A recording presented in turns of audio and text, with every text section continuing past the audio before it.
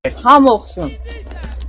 Azərbaycan, Azərbaycan, ey qəhrəman evladım, şanlı vətənim.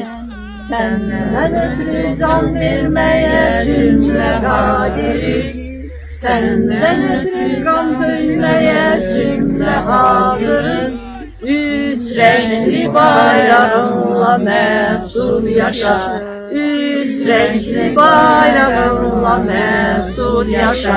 Minlərlə can qurban oldu, sinəm hərbə meydan oldu.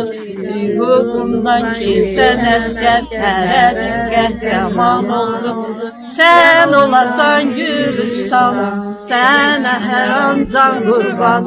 Sinəndə tutmuş məkan, sənə bir məhəbbət. Namusunu hiss etməyə, bayrağını yüksəltməyə.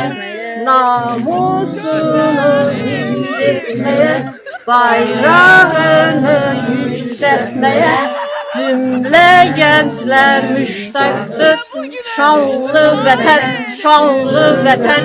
Azərbaycan, Azərbaycan, Azərbaycan. Allah rəhmət eylesin.